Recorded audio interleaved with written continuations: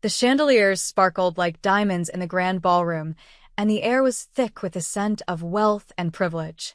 I stood at the edge of the extravagant wedding hall, my dress a simple navy blue, modest yet elegant, completely out of place among the sea of designer gowns and expensive jewelry.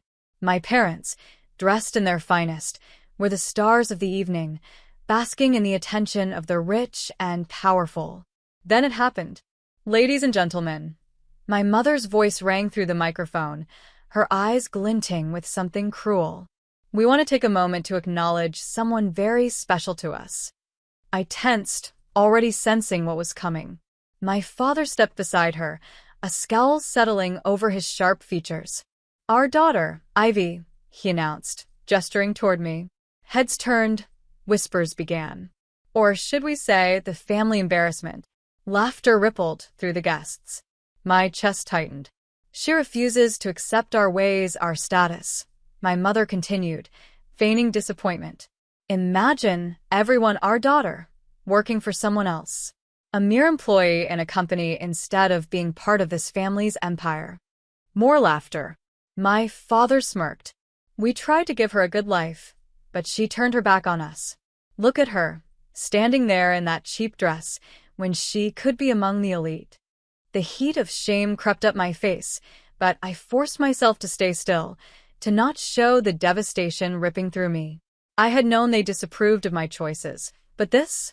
Publicly tearing me apart like I was nothing? Then, an unmistakable voice sliced through the mockery. "That's enough." Silence. I turned, and there he was, Damon Hayes, my boss, a self-made millionaire who commanded respect with his mere presence. He stepped forward, his piercing gray eyes locked on my father. "Ivy is more valuable than all of you combined," Damon said, his voice even but lethal. "And if anyone here doubts that, I'd be happy to enlighten them." The entire room held its breath. My father's face turned a dangerous shade of red. "Who the hell do you think you are?"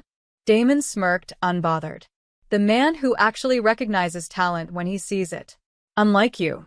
Gasps rippled through the crowd. My mother stepped forward, her fake concern melting into frustration.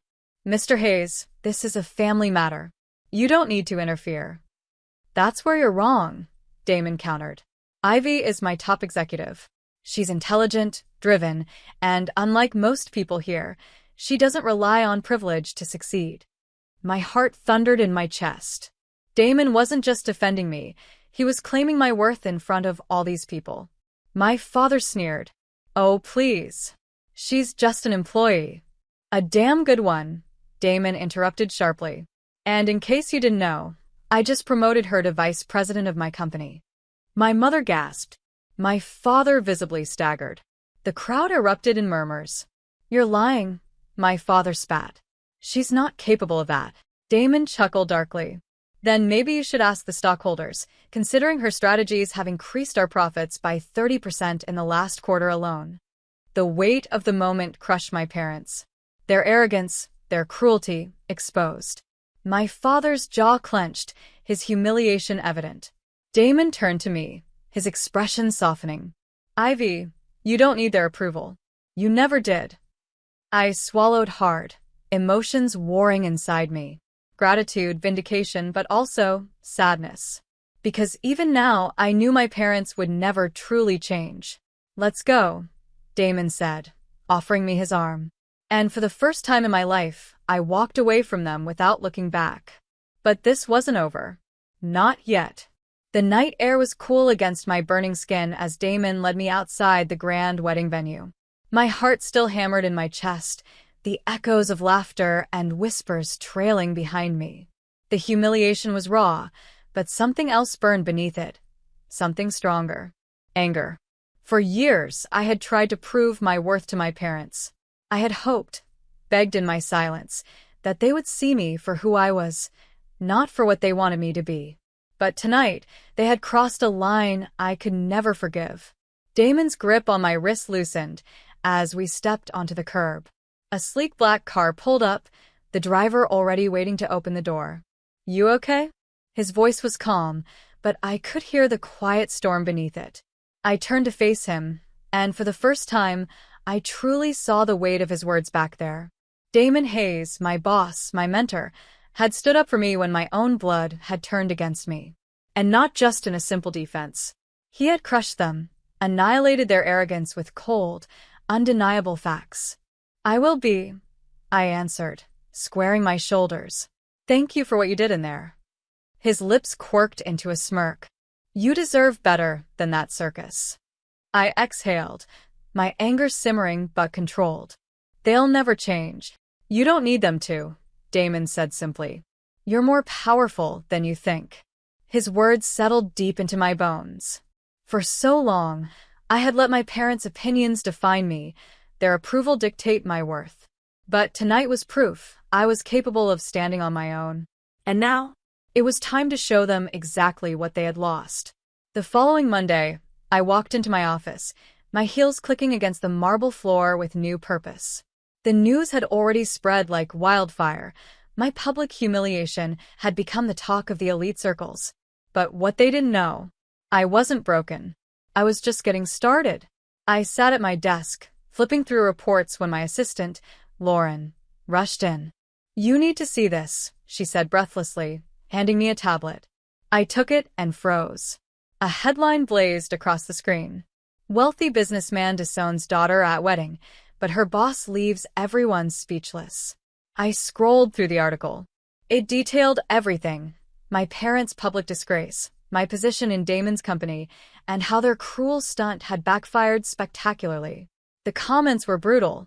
What kind of parents humiliate their own daughter for working hard? She's better off without them. Damon Hayes really said, hold my champagne and destroy them. A slow smirk tugged at my lips. It was satisfying, but I wasn't about to let this be the only victory. I picked up my phone and dialed. Mr. Donovan, I said smoothly when my lawyer answered. I'd like to move forward with the purchase. A pause. Then, you're sure? Positive. It was time for the final blow. Later that evening, I walked into the same mansion I had once called home. My parents were waiting, their expressions mixed with surprise and barely contained fury. You have some nerve showing up here, my father sneered. I think you'll want to hear what I have to say, I replied, my voice unwavering. My mother folded her arms. If this is about an apology. I laughed, shaking my head. Oh no. I have no expectations of that. I pulled a folder from my bag and slid it across the table. My father hesitated before opening it.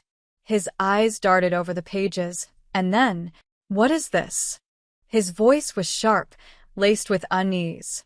A contract, I said coolly. For this house. Silence. My mother's face paled. You're lying. I leaned back. You see, while you were too busy playing the role of social elites, your finances were crumbling. Your company is on the verge of bankruptcy. And this mansion? It was up for grabs. So I bought it.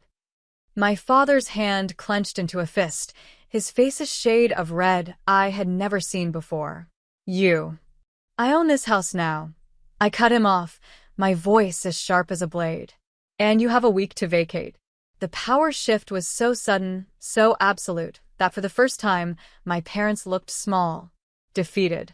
My mother shook her head in disbelief. You would do this to your own parents? You did it to yourself, I said coldly. When you decided I was never enough for you. Damon had been right. I didn't need them. A week later, as I stood outside my new home, their former home, I expected to feel nothing but satisfaction. And I did. But I also felt something unexpected. Peace. I had spent so long trying to gain my parents' approval, to make them proud. But in the end, I had found my own worth, and I was thriving despite them. As I turned, I saw Damon leaning against his car, watching me with an amused expression. That was brutal, he commented. They had it coming, I said simply. A pause. Then, do you regret it? I thought about it for a moment before shaking my head. No. Because for the first time in my life, I finally feel free. Damon nodded, and as the sun dipped below the horizon, I knew one thing for certain. I wasn't just surviving. I was winning. The mansion was eerily quiet now. No laughter from my mother's high society parties. No arrogant footsteps of my father parading through the halls. Just silence. And yet, as I stood in the grand foyer, the place where I had once felt invisible, I realized something. Winning felt good, but it didn't erase the scars. I exhaled slowly, placing my hand on the marble staircase railing. The memories of my childhood, of always being pushed aside, of never being good enough, still clung to these walls like shadows. Damon had warned me. Power doesn't heal wounds, Ivy. Only you can do that. But maybe. I wasn't ready to heal just yet. Just as I was about to leave, my phone buzzed. Unknown number. I debated ignoring it, but something in my gut told me to answer. Hello. A sharp inhale. Then a voice I hadn't expected. Ivy. My mother. I nearly hung up. Nearly threw the phone across the room. But curiosity, and something deeper, kept me frozen. You win, she whispered. The words should have felt satisfying, but instead, they felt empty. She exhaled shakily. Your father is breaking down. Everything he built, gone. We don't have anywhere to go. I closed my eyes, gripping the phone tighter. She was playing the victim now. Why are you calling me? I asked, my voice colder than I expected. A pause. Then a confession I never saw coming. Because I don't know what to do without you. For the first time in my life, my mother's voice lacked its usual sharpness. She sounded lost, like she knew, deep down, they had done this to themselves. I swallowed hard, my throat thick with conflicting emotions. I had dreamed of this moment, of seeing them crumble. But now that it was happening, it didn't bring me joy, because I was nothing like them. The next morning, I found myself pacing in my office. Damon leaned against my desk, watching me with that unreadable expression of his. You're thinking about helping them, he guessed. I ran a hand through my hair. I don't know. He tilted his head slightly. Ivy, they humiliated you in front of hundreds of people. They would have let you drown if the roles were reversed. I let out a humorless chuckle. Oh, I know. And, believe me, part of me wants to leave them exactly where they are. Damon studied me for a moment before sighing. But if I let them suffer without at least giving them a choice to change, then I become them. I met his gaze. And I refuse to be like them. Damon smirked. You really are something else, Ivy. I rolled my eyes. So, I've been told. I met my parents at a quiet cafe, far away from their usual lavish haunts. My father looked thinner. His usual air of superiority had faded, replaced by quiet resentment. My mother, on the other hand, looked at me with something bordering on regret. I placed a folder on the table. I'm offering you a deal. My father scoffed. You're enjoying this, aren't you? I ignored him. Inside this folder are papers for a modest house and a financial plan to get back on your feet. My mother looked at it like it might explode. What's the catch? I leaned forward. You disappear from my life. No more control. No more guilt trips. No more treating me like a disgrace. You take this, and we go our separate ways. Silence. I could see the war in their eyes. My father's pride was battling his reality. My mother's selfishness was warring with her desperation. And then, after what felt like forever, my mother nodded. We'll take it. My father clenched his jaw, but he said nothing. That was it. The final moment. The end of the war. I stood up. Goodbye, Mom. Dad. And this time, I walked away for good. Weeks passed, and for the first time in my life, I felt truly free. No more trying to please people who would never be satisfied. No more chasing validation. One evening, Damon and I sat on my balcony, watching the city lights.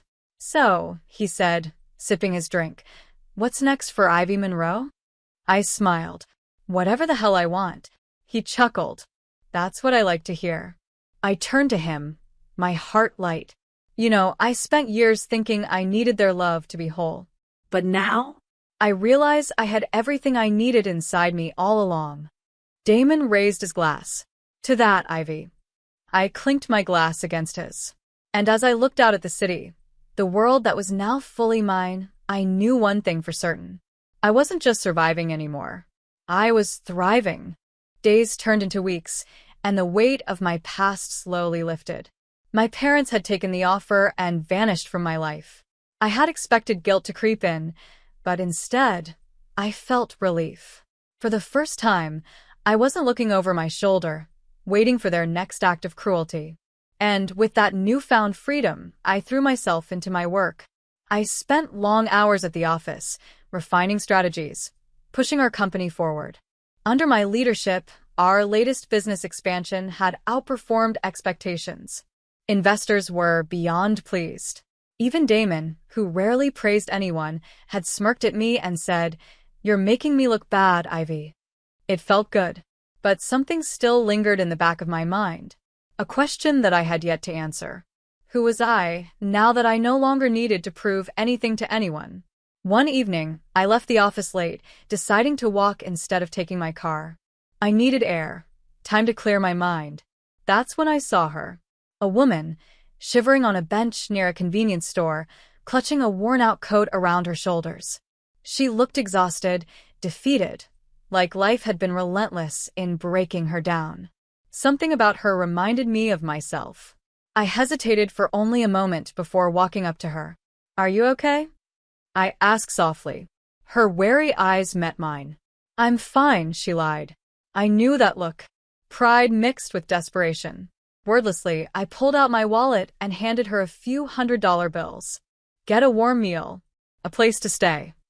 She looked at the money, then back at me. "Why?" I smiled. "Because sometimes people just need a little help." Tears welled up in her eyes as she took the money with shaking hands. "Thank you." As I walked away, I realized something. This, helping people, lifting others up instead of tearing them down, was who I was meant to be. Not the daughter of arrogant socialites. Not just an employee in a company, but someone who made a difference. The next morning, I walked into Damon's office with an idea burning in my mind. "We need to start a foundation," I said, dropping a file onto his desk. He raised an eyebrow. "A foundation?" "To help people who are trying to rebuild their lives," I explained. "People who don't have rich parents to fall back on. People who just need one opportunity to change everything." Damon leaned back in his chair, studying me. "You really are something else, Ivy." I smirked. "So I've been told." He chuckled, flipping through the proposal. Then, after a moment, he nodded. "Let's do it." Just like that, I had taken another step toward becoming someone I was proud of. One evening, as I was leaving work, my phone rang. I glanced at the screen. My mother. I let it ring. I had no interest in reopening that door, but something in my gut told me to pick up. I sighed and answered. "Hello." There was silence on the other end. Then a quiet, hesitant voice. "I just wanted to say that I saw what you did." I frowned. "What are you talking about?" "The foundation. Helping people. It's all over the news." I stayed silent. For the first time, there was no cruelty in her voice. No condescension. Just something I had never heard from her before. Respect. "I don't expect you to forgive us," she said. "But I needed you to know. I'm proud of you."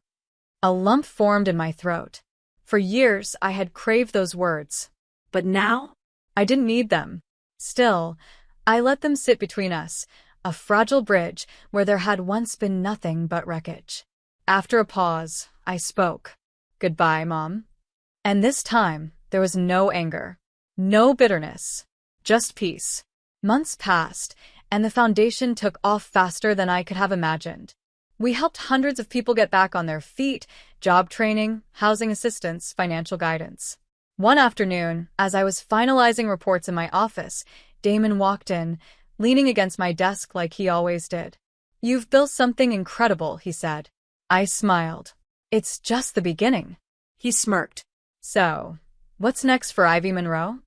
I leaned back in my chair, feeling lighter than I had in years. Whatever the hell I want.